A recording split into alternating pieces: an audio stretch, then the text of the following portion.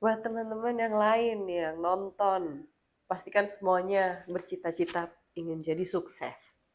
Ya, sama kayak Lina ini pengen sukses, pengen terkenal, pengen banyak uang kan.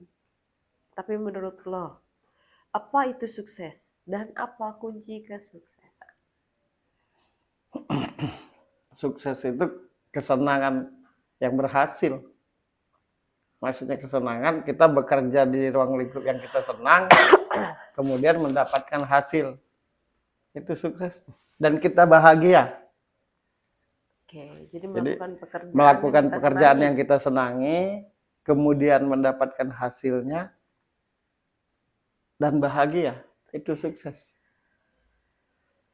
Walaupun kita kaya raya, tapi kalau bukan bidang kita, kayak ada yang nyangkut. Ya, oke. Jadi kerjakanlah yang kita senang.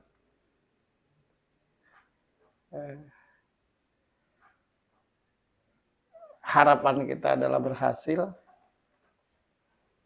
Kalau berhasil sudah pasti bahagia karena sesuai yang kita senangkan, yang kita kerjakan.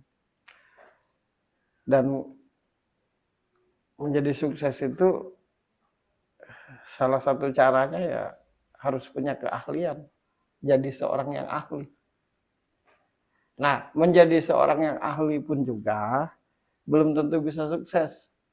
Kalau tidak disiplin, profesional, tanggung jawab. Nah, jadi jadilah seseorang yang ahli di bidangnya yang diinginkan. Kemudian disiplin, profesional, tanggung jawab. Gitu. Walau kita ahli, kalau kita nggak disiplin. Satu lagi, kunci hidup itu agar senang, agar sampai ke tujuan.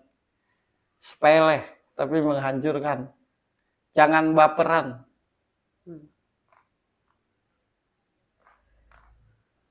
Karena kalau baperan itu pasti miss. Yang diomongin A, pengertiannya B. Nah, jadi kalau ada yang bilang gimana sukses itu, ya itu tadi. Punya keahlian, kemudian harus disiplin, profesional, tanggung jawab, dan jangan baperan. Terakhir, jangan lupa berdoa kepada Tuhan. Supaya dapat ridhonya. Jadi lengkap. Karena yang menghancurkan hidup kita ini kan diri sendiri. Setelah berusaha semaksimal mungkin, barulah berdoa minta ridho Tuhan. Iya.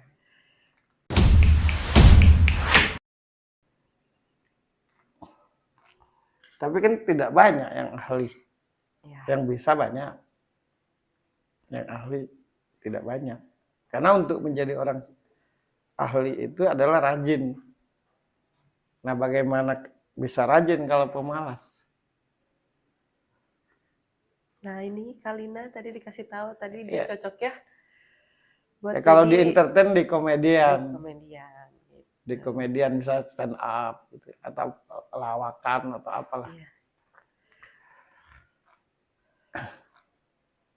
Senang aku gak ditanya gitu. Nggak ribet ngomong. Karena kalau yang aku perhatiin nih ya Kalina ya, orang awalnya apa sih nyebelin, tapi nanti dicari terus. Iya, dia sudah, menurutku ya, dia sudah punya image. Bukan, punya syarat yang sangat dibutuhkan untuk jadi seorang penghibur. Iya, seorang entertain adalah daya tarik. Daya tarik. Orang selalu akan mencari tahu dia, walau itu menyebalkan atau memusingkan, terus akan melihat dia. Karena sekali lagi, seorang entertain itu belum tentu entertaining. Seorang penghibur itu belum tentu bisa menghibur. Nah, dia bisa menghibur dengan kelakuannya, cara ngomongnya, cara duduknya. Sayangnya untuk kali ini salah jalan gitu. salah jalan yang berefek fatal gitu.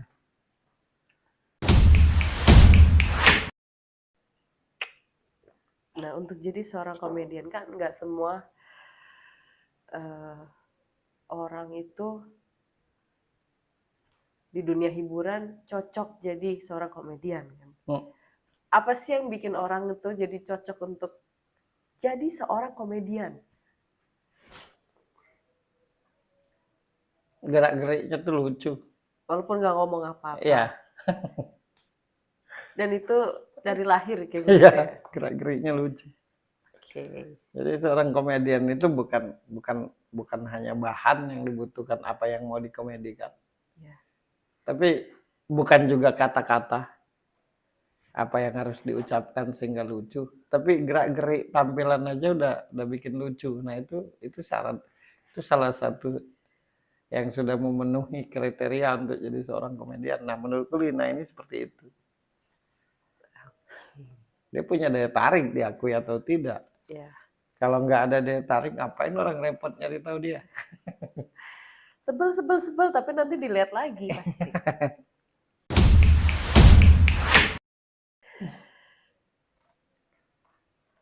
Semua orang bekerja dengan keahliannya masing-masing di bidang yang mereka sukai gitu. Untuk mencari rezeki. Menurut lo nih, rezeki yang diridhoi Tuhan itu seperti apa? Karena kan kalau rezeki kan nggak cuma hanya berbentuk uang ya. Bisa orang di sekitar kita itu juga masuk rezeki gitu kan. Tapi ini spesifik untuk rezeki berbentuk uang. Nah gitu. Rezeki yang diridhoi Tuhan itu seperti apa? Rezeki yang tidak merugikan orang lain. Oke.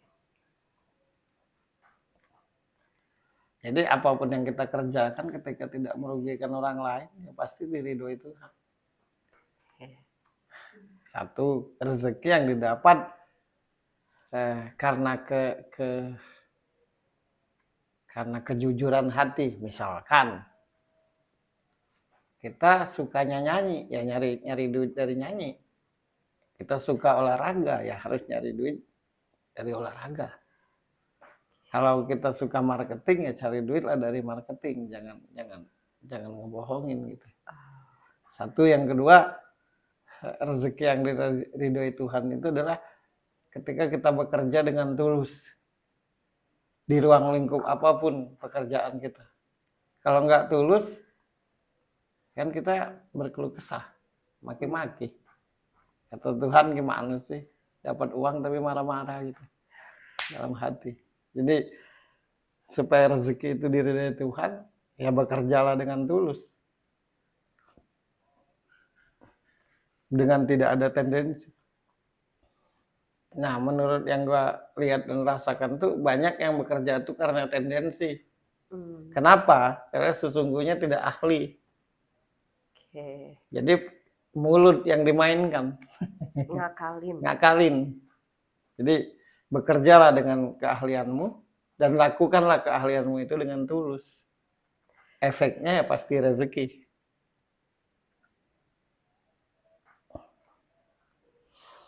Ya tulus itu tapi susah. Bagaimana supaya tulus? Banyak-banyak memberi. Lama-lama tidak merasa lagi memberi. Enak lah pertanyaan begini-gini aja deh ya, pendek-pendek ya. Pendek-pendek ya. Tapi berkelas gitu.